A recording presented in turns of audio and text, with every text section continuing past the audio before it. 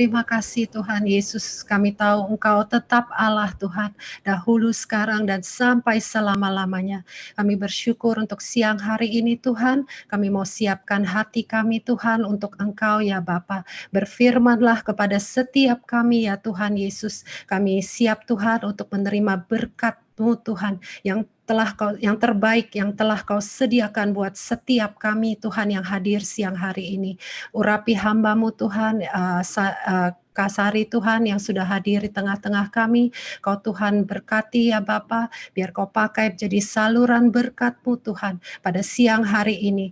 Firman-Mu saja Tuhan yang Kau taruh atas lidah dan bibirnya Tuhan, yang disampaikan buat setiap kami siang hari ini. Terima kasih Tuhan Yesus, kami siap Tuhan menyambut firman-Mu. Dalam nama Yesus, haleluya, amin. Shalom ibu-ibu semua yang dikasihi Tuhan. Shalom, selamat bergabung dalam ibadah Woman of Love siang hari ini. Saya bersyukur ibu-ibu semua boleh bergabung. Saya percaya semua ada di tempat ini karena ibu-ibu semua adalah ibu-ibu yang mengasihi Tuhan dan yang mau beribadah, bersekutu lebih lagi dengan Tuhan. Oke, sekarang saya rasa kita udah siap ya semua untuk menerima kebenaran firman Tuhan. Saya mau undang Kak Sari Simorangkir, silakan. Waktu dan tempat saya persilakan. Shalom semuanya. Halo. Shalom. Aduh, udah lama sekali nggak ketemu ya kita ya. Aduh, puji Tuhan. Kalau ini suara saya kedengeran jelas atau samar-samar? Oke ya. Oke. Saya bersyukur sekali kalau siang hari ini kita bisa berjumpa walaupun lewat Zoom ya. Nggak ada yang bisa membatasi kita semua orang-orang yang mengasihi Tuhan untuk bisa bersekutu. Amin. Karena Tuhan bilang jangan tinggalkan persekutuanmu gitu ya. Jadi kita mau tetap bersekutu meskipun keterbatasan jarak ya, tapi itu tidak menghalangi kasih Tuhan, cinta Tuhan atas kita, dan kita juga bisa merasakan kasih Tuhan. Tadi waktu nyanyi lagu ini, praise and worship, kau tetap Allah di hidupku, itu ya tetap ya gitu, hati kita itu aduh, apapun yang terjadi gitu, itu tuh Tuhan tetap Tuhan, Allah tetap Allah, Dia tidak bisa tergantikan dengan apapun dalam kehidupan kita. Amin, saudara. Sungguh bersyukur untuk siang hari ini bisa ketemu lagi di Women of Love yang luar biasa. Terima kasih Ibu Evelyn, terima kasih juga untuk semua pengurus yang ada, semua wanita-wanita cantik, wanita-wanita yang luar biasa yang ada di persekutuan ini gitu. Haleluya. Saya bersyukur uh, uh, kita masih tetap mau punya rasa haus dan lapar akan Tuhan. Amin. Nah, di masa-masa ini ada satu pasal yang selalu saya baca gitu, karena terus terang dalam keadaan yang tidak menentu, untuk saya juga secara pribadi, keluarga saya gitu ya, maksudnya untuk masa-masa ini cukup cukup tough gitu.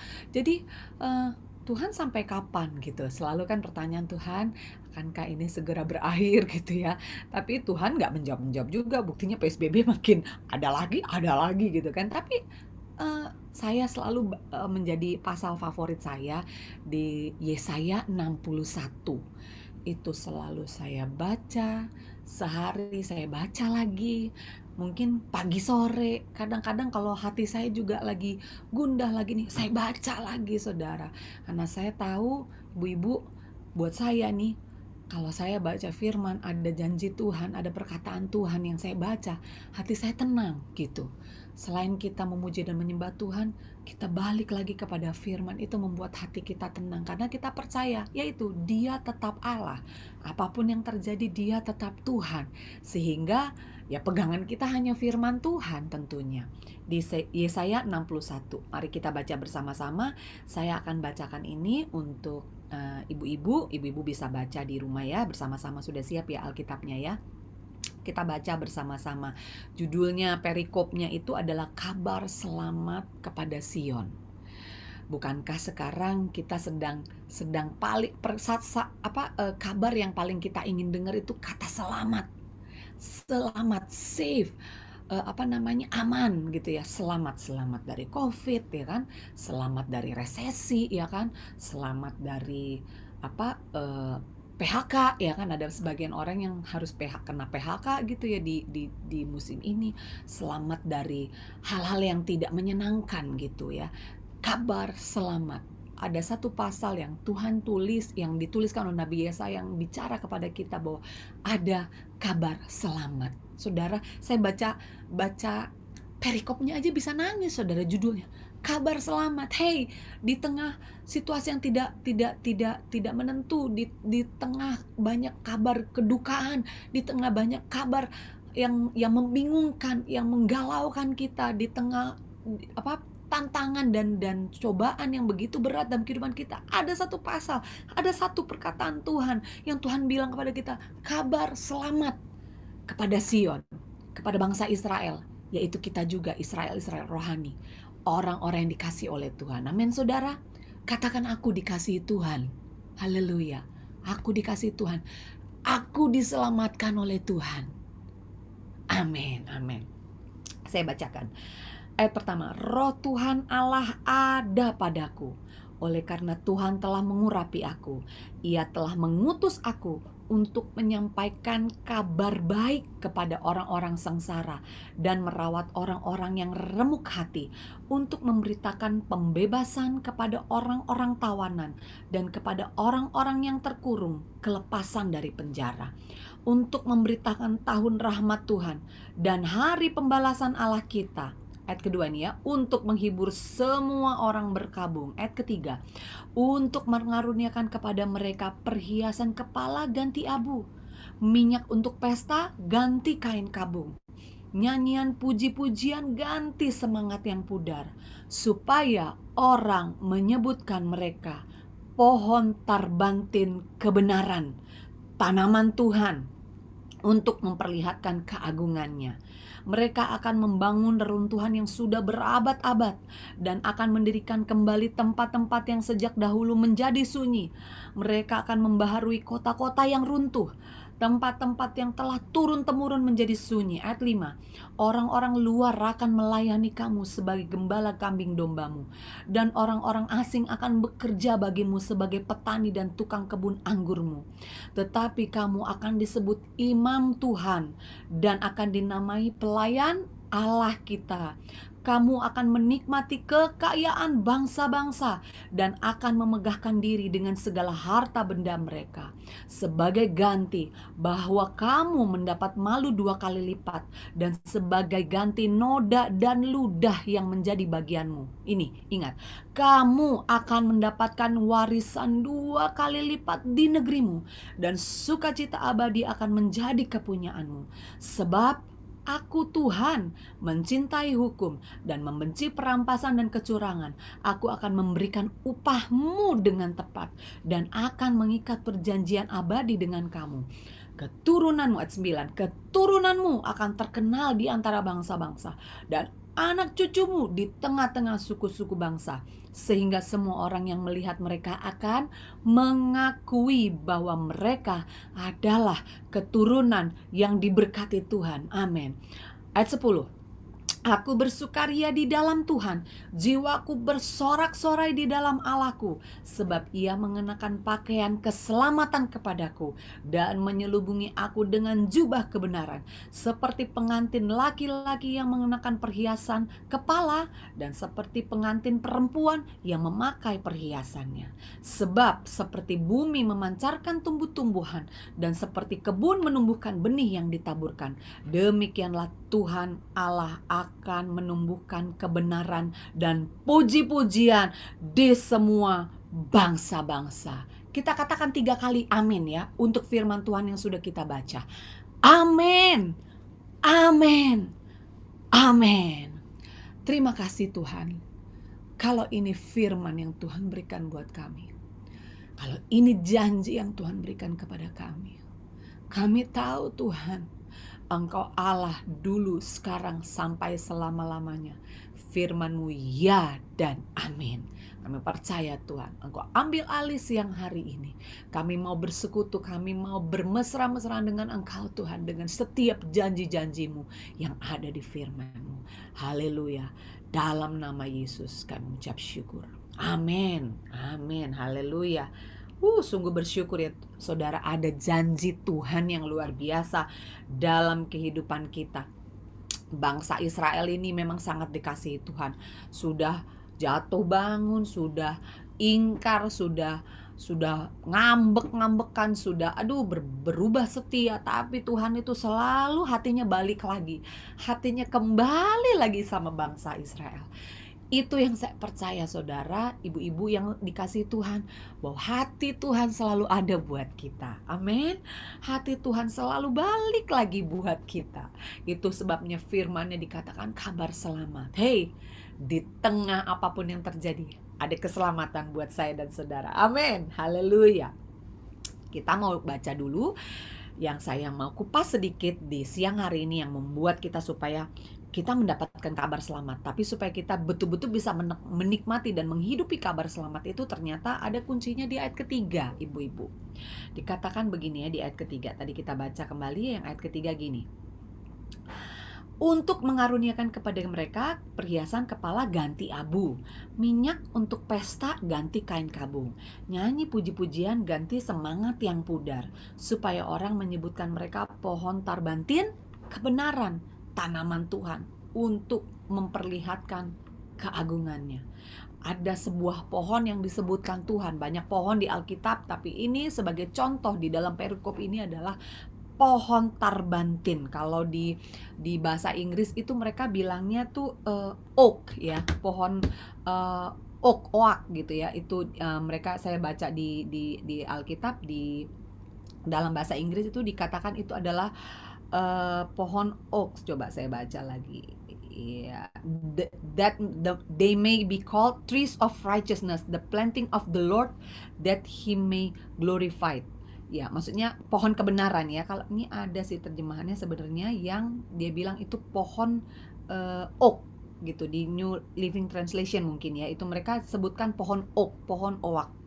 Nah, pohon tarbantin itu adalah pohon yang betul-betul unik saudara, karena pohon ini sangat kuat, sangat berumur panjang, sangat bisa beradaptasi dimanapun berada. Ada beberapa ciri-cirinya gitu ya, saya baca, saya cari tahu gitu, kenapa sih Tuhan kasih contoh di perikop ini gitu ya. Kalau saudara baca di perikop ini dari awal sampai akhir, dari keadaan yang tidak baik, sunyi, sepi, mendapat malu ya kan, ada sebuah penderitaan yang besar, tetapi di akhirnya Tuhan balikin keadaannya, bahwa engkau akan mewarisi harta, anak cucumu akan dikenal di seluruh di tengah suku-suku bangsa. Jadi ada pembalikan keadaan di mana orang-orang yang sudah terhina, malu, sendiri, sunyi, ditinggalkan, tapi Tuhan mau mengembalikan gitu. Tuhan mau mengembalikan keadaan. Nah, pohon ini kenapa bisa paradoks dengan pohon ini? Pohon tarbantin ini bisa hidup di, yang ciri-ciri tadi saya bilang, dia bisa hidup di air, dia bisa hidup di tanah liat, dia di tanah biasa gitu ya. Dan dia juga bisa hidup di pasir, saudara. Pasir, jadi di padang gurun. Nah, yang hebatnya adalah dia bisa hidup di padang gurun.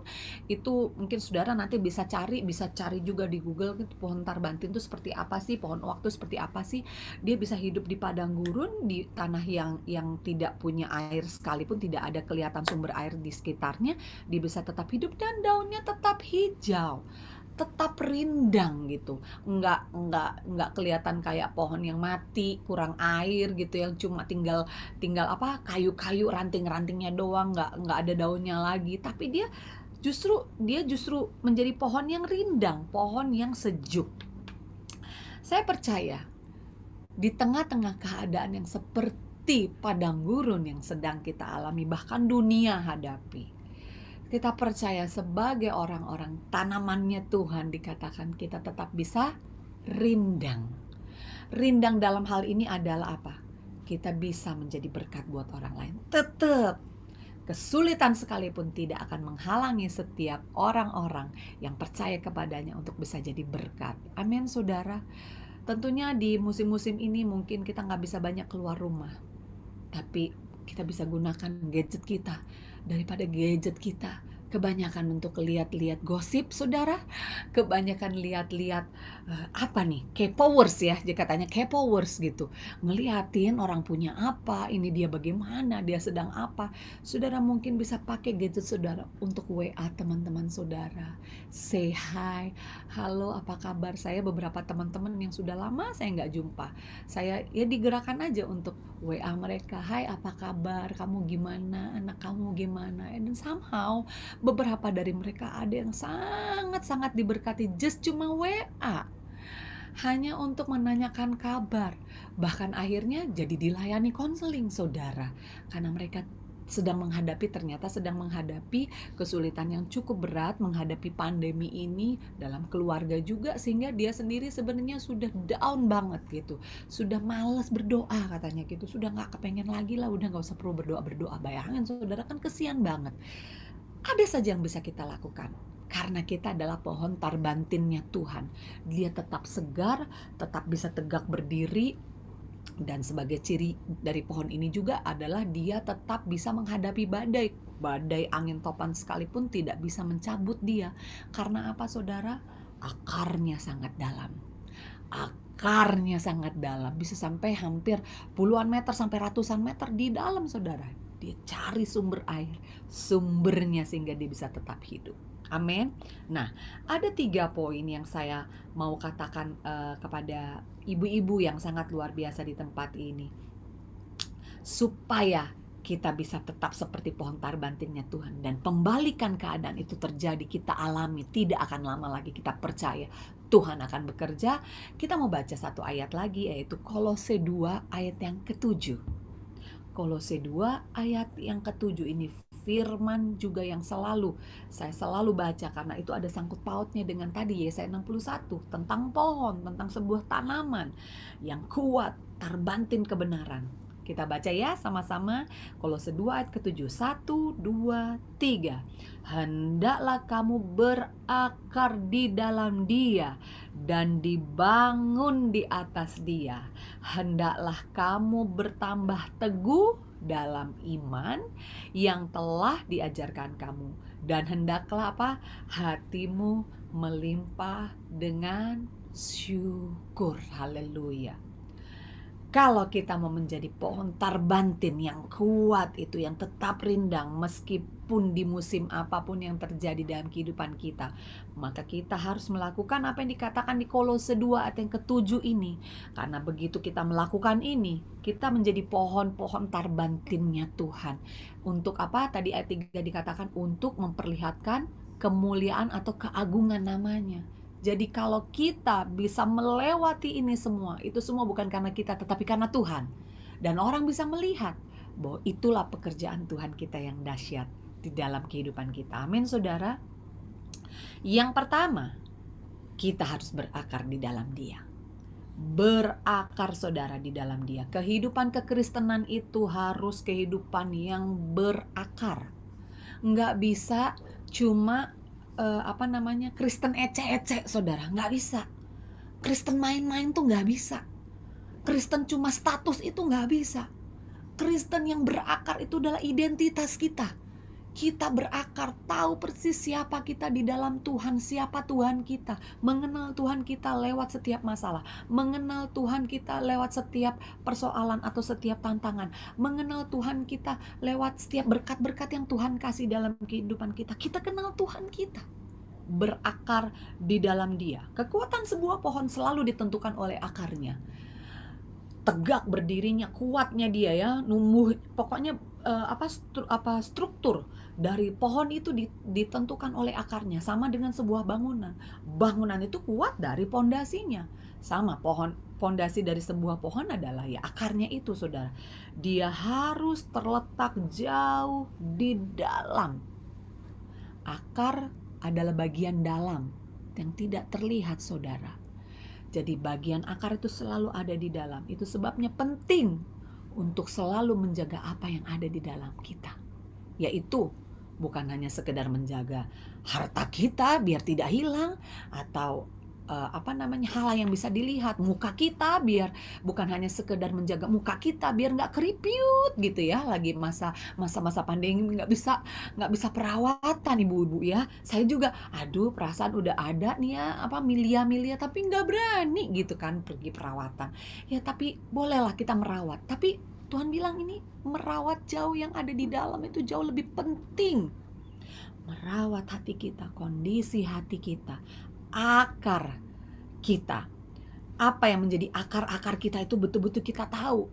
Cinta segala akar dari segala dosa, cinta uang. Nah, itu akar-akar yang begitu-begitu udah nggak bisa ada dalam kehidupan kita. Akar yang dengan sumber yang benar.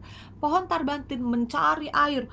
Habis di sini dia cari lagi di dalam, habis lagi dia cari lebih dalam, dia gali lagi, nggak pernah habis dia dapat air, dia selalu dapat karena dia selalu cari sumbernya. Saudara, kalau orang mau berakar di dalam Tuhan harus selalu menjaga apa yang ada di dalam dan selalu harus mencari sumber. Nggak salah orang pergi ke gereja, orang pergi ke persekutuan, kenalan sama anak-anak Tuhan, ikut Zoom meeting begini, nggak salah. Kita bisa ketemu teman baru gitu kan ya, bisa dapat kolega baru, dapat klien baru misalnya dalam bisnis, atau bisa dapat jodoh kan. Kalau di gereja orang nggak salah cari jodoh di gereja daripada cari jodoh di tempat lain gitu ya, mendingan di gereja. Tapi esensinya kalau kita mau namanya berakar bukan hanya cari yang kelihatan, tapi cari hubungan dengan Tuhan, cari kedekatan kita dengan Tuhan, terus gali pengetahuan kita akan firman Tuhan. Terus gali, kalau belum ngerti baca lagi, belum paham baca lagi, tanya sama ibu gembala atau ketua sel kita, ketua kom kita, tanya lagi, gali lagi supaya betul-betul mantap gitu saudara. Artinya kekristenan kita harus mantap. Kalau nggak mantap, kita buyar saudara. Banyak sekali orang-orang yang di zaman sekarang ini memutuskan untuk bunuh diri, memutuskan untuk bercerai, memutuskan untuk tidak mau berdoa lagi, tidak mau lagi percuma ikut Yesus katanya gitu. Susah terus, bayangin saudara. Tapi itu karena kekristenannya nggak mantap, nggak berakar. Dia nggak bisa diterpa badai, dia nggak bisa digoncangkan. Tapi kalau kita anak-anak Tuhan yang berakar, kita terus akan menggali, kita terus akan mendapatkan, mencari sumbernya, maka kita tidak akan kehabisan sukacita. Yang tadi dikatakan tidak akan kehabisan sukacita, tidak akan kehabisan kreativitas, tidak akan kehabisan ide-ide gitu loh saudara, tidak akan kehabisan kekuatan atau semangat karena kita berakar di dalam Tuhan. Perenungan kita akan firman Tuhan, waktu-waktu kita yang tidak dilihat orang. Ini kan kita lagi masa karantina saudara, nggak banyak kita bisa ketemu orang. Banyak waktu-waktu kita sendiri, tidak terlihat. Disitulah sebenarnya waktu-waktu di mana kita bisa semakin dalam membangun, menggerakkan akar kita supaya kita siap di musim yang berikutnya. Kita diberkati pun di musim berikutnya, kita nggak lupa Tuhan, kita nggak lupa diri, kita nggak menjadi sombong, kita nggak menjadi jumawa saudara. Ini kita sedang dipersiapkan, sedang diperluas kapasitasnya. Amin saudara. Yang kedua, dikatakan tadi di Kolose 2 ayat yang ke-7, bukan hanya sekedar berakar di dalam Dia dan dibangun di atas Dia, tapi hendaklah kamu bertambah teguh. Dikatakan di situ bertambah teguh. Jadi sudah teguh, tambah teguh. Sudah beriman, sudah punya iman, lebih lagi memiliki iman lagi. Sudah setia, tambah lagi setia. Ada kata bertambah. Artinya kita tidak berhenti di satu titik saja, di satu level saja. Kita mau naik ke level berikutnya, ada bertambah saudara. Gelarnya harus ditambah. Makanya tadi saya bilang tidak menjadi Kristen ecek-ecek, Kristen yang berakar. Harus bertambah teguh di dalam iman. Tadi saya sudah katakan bahwa salah satu karakteristik dari pohon oak itu adalah dia tidak terguncangkan pada saat hantaman angin badai. Dalam hari hidup ini kita mungkin akan bertemu dengan hal-hal yang sangat tiba-tiba mungkin ya terjadi. Contohnya seperti ini, sangat tiba-tiba terjadi. Kalau kita nggak bertambah teguh di dalam iman, menambah kekuatan iman kita lewat firman Tuhan, lewat persekutuan kita dengan Tuhan, lewat puji-pujian kita, lewat persekutuan kita dengan orang-orang anak-anak Tuhan yang sesama anak Tuhan yang bisa saling menguatkan, kita nggak akan bisa bertambah teguh di dalam iman. Amin saudara. Kekuatan iman kita harus meningkat. daya tahan kita harus meningkat. Ya kan sekarang coba lihat, untuk menghadapi COVID, daya tahan tubuh harus imunnya ditingkatkan. Apanya ditingkatkan? Kebersihannya ditingkatkan. Dulu kita sudah bersih, sekarang tambah bersih. Dulu kita nggak tertib, sekarang tambah tertib. Jadi levelnya memang Tuhan mau kita tuh naik level, saudara. Nggak cuma stuck di satu level saja, bertobat, eh, ikut ikut ibadah gitu ya, ya udah berdoa seperti biasanya. Tapi bertambah, mungkin saudara justru di masa pandemi ini saudara mau mulai melangkah lebih lagi melayani lewat doa, lewat apapun yang Tuhan percayakan dalam hidup saudara, lewat mungkin apa yang bisa saudara bagikan buat orang-orang yang susah. Bahkan Tuhan mau kita naik level lagi, saudara, dari apapun yang Tuhan percayakan dalam kehidupan kita. Daya tahan, daya juang kita harus semakin besar.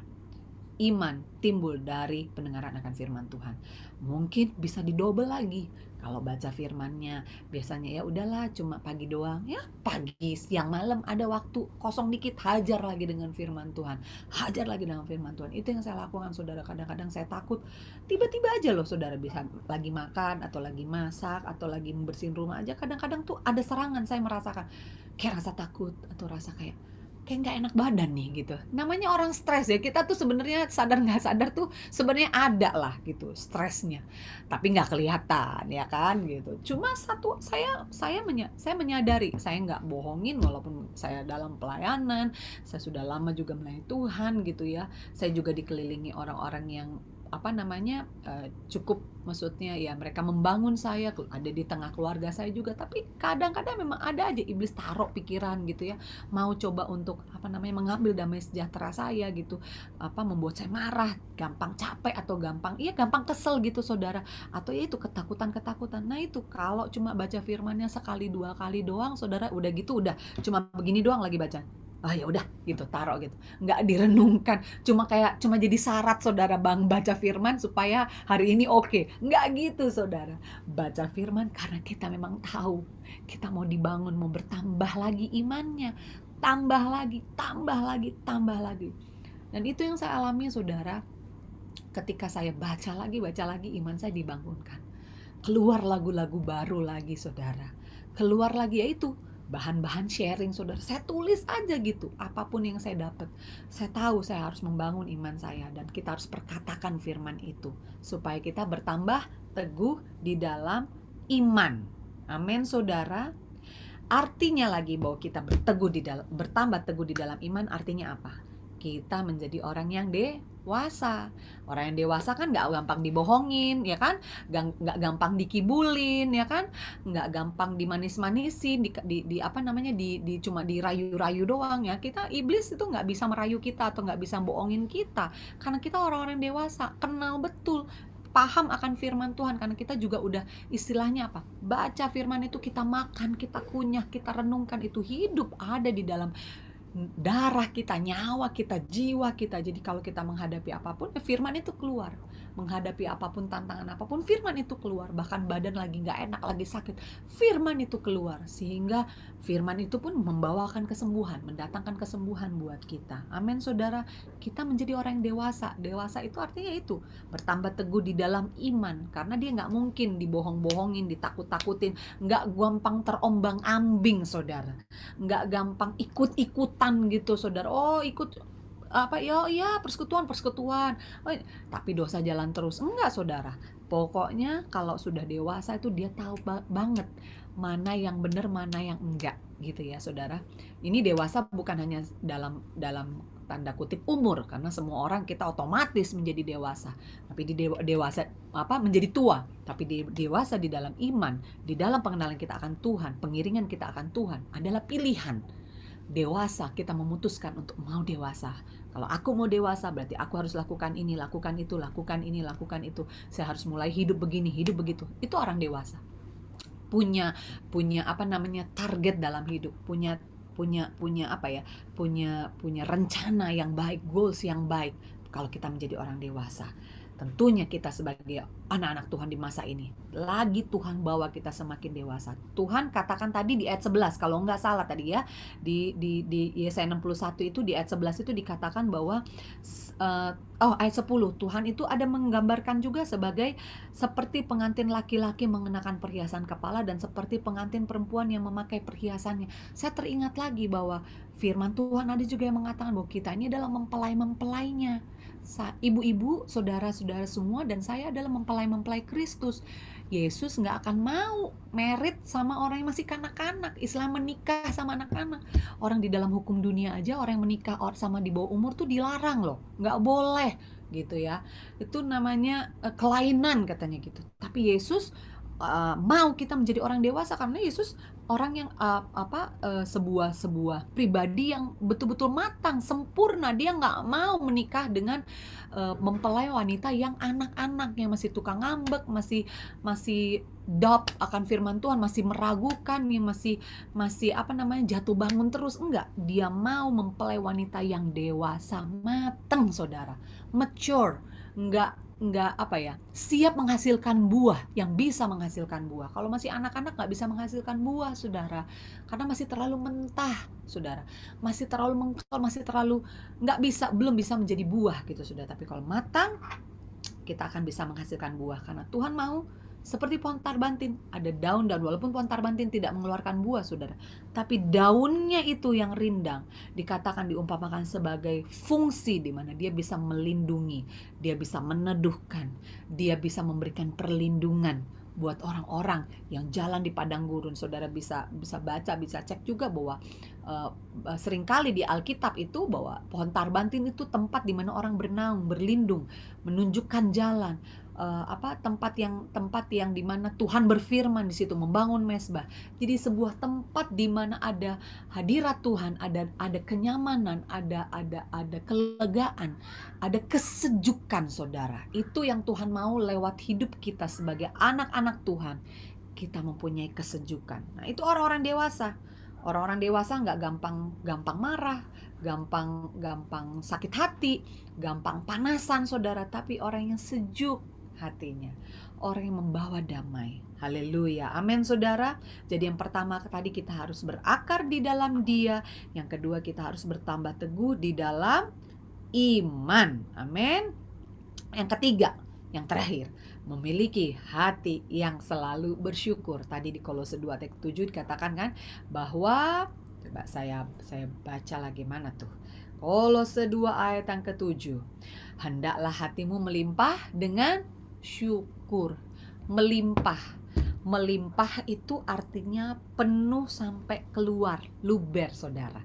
Jadi bukan cuma sekedar penuh, hampir penuh, 3/4 penuh gitu. Kalau masih 3/4 setengah gitu, itu levelnya belum penuh, saudara. Kalau penuh itu udah sama jajarannya sama atas, misalnya di sebuah bak atau di sebuah gelas penuh. Ini kayak saya ada botol minum saya, ini botol minum saya cuma, nih kelihatan nggak ya? Nih soalnya saya pakai virtual background. Nah, misalnya cuma segini, nih namanya nggak penuh. Kalau penuh tuh airnya harus ada di sini, harus ada sampai di atas batas tutupnya, ya. Tapi kalau namanya melimpah, itu artinya airnya sampai keluar, saudara. Melimpah, luber. Jadi nggak cuma sekedar penuh, tapi melimpah. Coba bayangin, saudara. Tuhan, lagi suasana gini, please deh, gitu. Melimpah dengan syukur.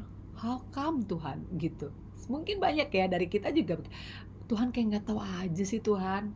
Lagi seret nih, Tuhan. Dagangan, toko tutup, resto mesti tutup, ya kan.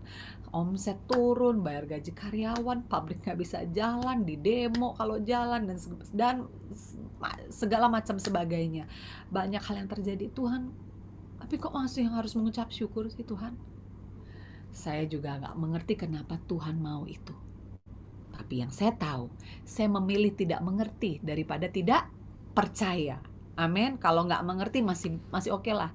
Pasti Tuhan satu saat akan membuat kita mengerti. Tapi kalau udah nggak percaya, itu lain urusan, saudara. Itu artinya kita meragukan dan tidak mau percaya apa yang Tuhan katakan. Saya mau memilih untuk nggak mengerti kenapa harus Tuhan aku bersyukur. Tetapi aku percaya kalau Tuhan sudah ngomong, pasti ada tujuannya. Pasti ada maksud yang indah. pasti ada sesuatu yang Tuhan sudah siapkan. Nggak mungkin Tuhan ngomong tuh asal ngomong, saudara. Kita manusia kadang suka asal ngomong ya, ngomong gitu, janjiin gitu ya. Iya deh ntar gue dateng gitu, iya deh ntar aku bagi ya. Tapi kan kadang suka lupa ya gitu. Mau bagi makanan lupa, mau ini lupa, mau janji nanti ya aku telepon ya, lupa gitu. Hal-hal kecil kita banyak lupa. Tapi Tuhan nggak pernah lupa satu pun yang Dia katakan. Jadi kalau Tuhan bilang melimpah dengan syukur meskipun keadaan kita seperti ini, mungkin saudara dan saya nggak mengerti kenapa Tuhan harus Tuhan.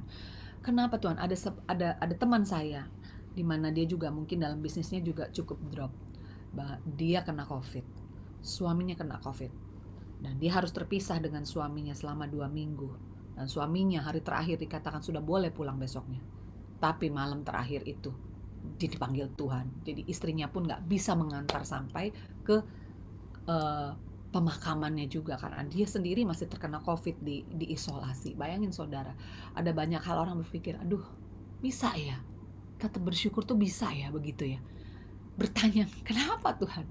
Nggak ngerti aku Tuhan gitu. Kadang-kadang seperti itu saudara.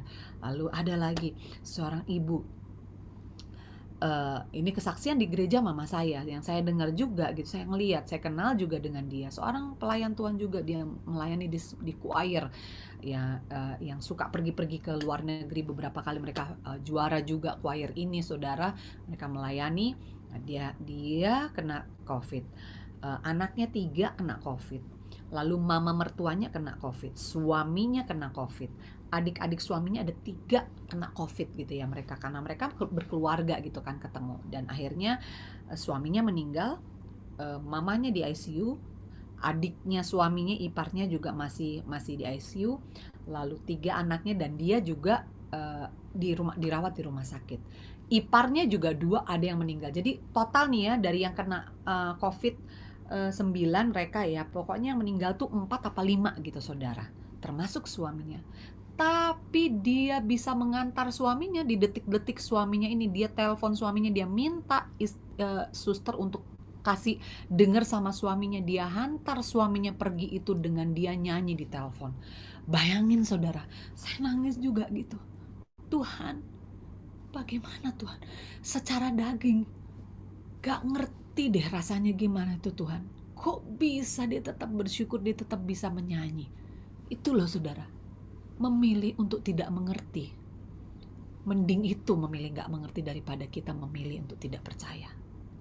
Memilih untuk tidak mengerti itu saya baru bisa memahami, oh iya ya, secara manusia tidak akan pernah bisa dimengerti. Tetapi Tuhan tetap bilang melimpah dengan syukur. Melimpah dengan syukur. Artinya setiap kali kita kecewa, setiap kali kita takut, setiap kali kita gentar, setiap kali kita merasa sakit, tetap ucapkan syukur, terima kasih Tuhan. Saya ajar anak-anak saya, pokoknya setiap kali bangun, setiap kali mau makan, setiap kali apapun, teringat, latah aja dengan mengucap syukur. Terima kasih Tuhan Yesus. Terima kasih Tuhan Yesus. Terima kasih Yesus. Mau turun tangga, naik tangga, mau pergi kemana, naik mobil, apapun itu, ucapkan syukur. Terima kasih Tuhan. Terima kasih kalau aku masih hidup. Terima kasih Tuhan untuk keluargaku. Banyak hal yang masih bisa disyukuri. Meskipun hal-hal yang terjadi di depan kita juga banyak yang tidak baik, saudara. Yang tidak menguntungkan, mengenakan.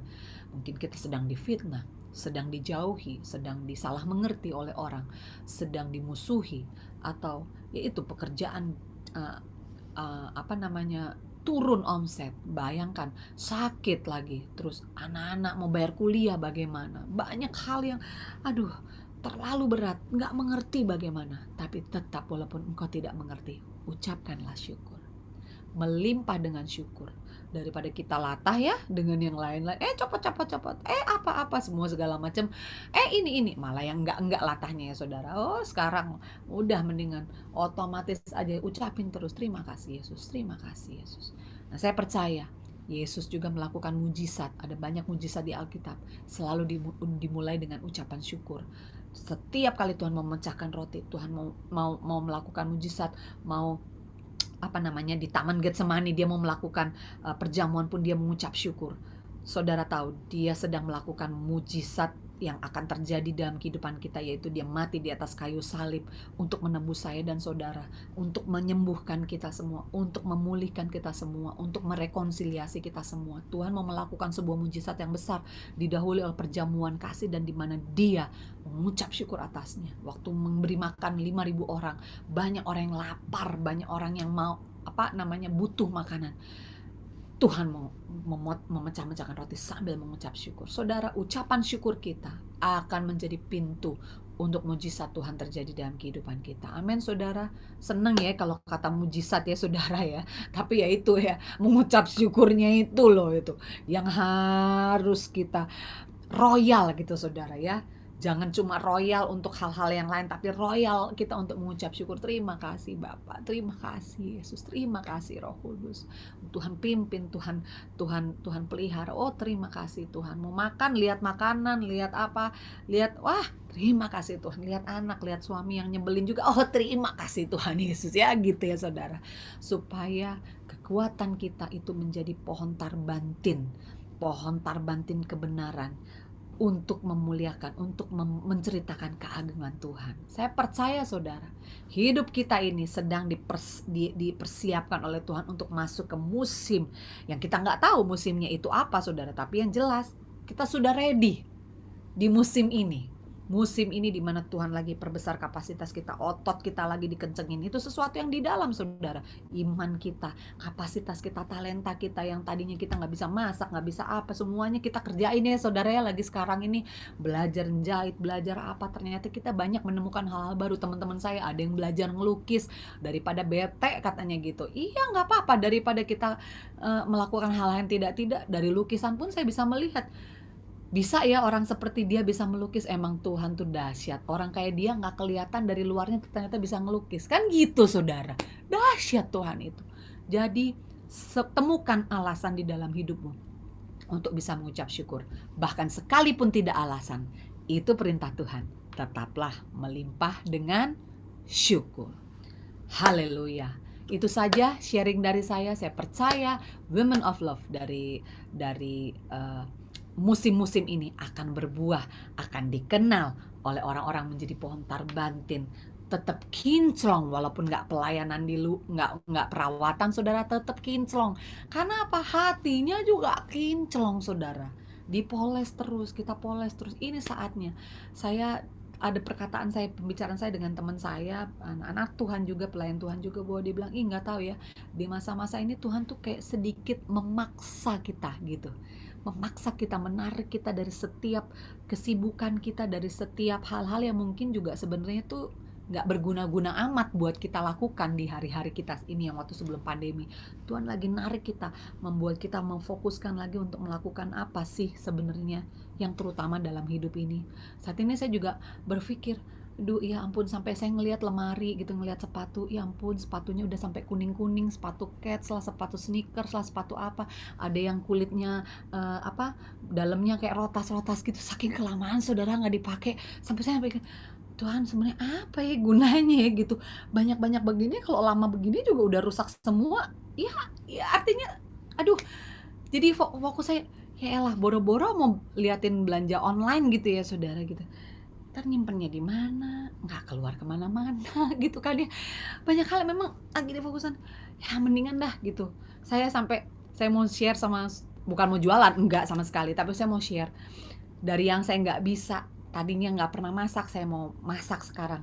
Saya belajar untuk bikin kue, maunya yang sedikit-sedikit aja gitu saudara. Sampai teman saya bilang, emang seumur hidupmu atau nantinya bakalan lu mau jualan terus gitu, atau lo mau jual makanan, atau lo mau jadi tukang bikin kue atau apa gitu, maksudnya ini jadi kehidupanmu di next batch nanti ini gitu. Enggak sih, saya nggak berpikir muluk-muluk, apa yang ada di depan saya ya saya kerjain aja sekarang gitu. Bahkan saya cuma berpikir gini, ya even pun saya nanti nggak jualan, ini nggak menjadi sesuatu yang menjadi bisnis atau apa gitu ya di kemudian hari, at least saya punya sesuatu untuk mungkin saya bagiin kalau saya punya cucu nanti gitu ya, bisa bikin, kan enak tuh. Iya, seneng nih bikinan oma, bikinan ini, bikinin aku ini dong oma, bikinin ini dong oma gitu. At least saya bisa melakukan sesuatu untuk keturunan saya, cucu-cucu saya gitu. Istilahnya seperti itu saudara. Jadi saya tetap mengucap syukur, meskipun dia nggak bisa pergi-pergi. Kadang-kadang saya ngelihat koper saya di pojokan gitu ya saudara, sedih juga gitu. Aduh tuh koper diem aja, padahal biasanya saya sehari dalam seminggu bisa terbang kemana-kemana pelayanan. Tapi saya tetap bersyukur.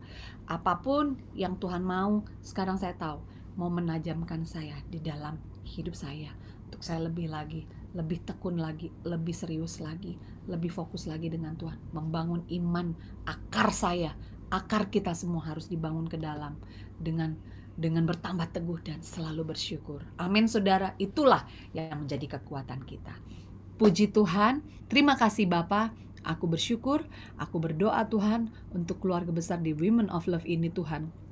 Aku percaya Tuhan mereka tidak akan stuck di tempat ini, tidak akan berhenti begini saja, hanya ikut Zoom saja. Tapi saat ini Tuhan, mereka kelar dari Zoom ini Tuhan, hidup mereka Tuhan akan semakin berakar. Mereka akan semakin bertambah teguh di dalam iman dan melimpah dengan syukur. Sehingga setiap orang, teman-teman, keluarga, kolega, semua Tuhan, klien, customer, anak-anak mereka Tuhan, semua pembantu-pembantu mereka bisa melihat bahwa mereka Women of Love adalah pohon tarbantinnya Tuhan, selalu segar, selalu rindang, selalu hijau, selalu tegak berdiri, kokoh, karena mereka ada di dalam Engkau. Terima kasih Bapa. Sungguh mengucap syukur Tuhan, sungguh mengucap syukur untuk kebaikan-Mu. Di dalam nama Yesus, haleluya, amin. Haleluya, haleluya. Terima kasih Kak Sari. Terima kasih sudah memperlengkapi kita semua dengan firman yang luar biasa. Thank you, Tuhan beserta Kak Sari dan keluarga selalu. Amin. Saya serahkan kepada Desi. Baik.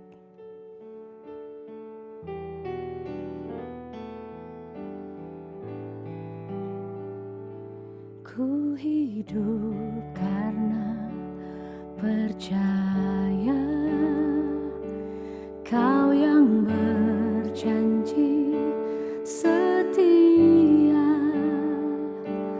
pengharapanku selalu ada di dalam-Mu. Ku tidak akan menyerah meski dalam kesesakan. Seluruh hidupku dalam genggaman-Mu. Mari sama-sama katakan, aku punya Tuhan yang besar. Aku punya Tuhan yang besar, yang telah berjanji dan sanggup menggenapi. Imanku bersepakat percaya kuasa-Nya. Ku terima sekarang kemenangan dari-Mu. Katakan, aku punya Tuhan yang besar. Aku punya Tuhan yang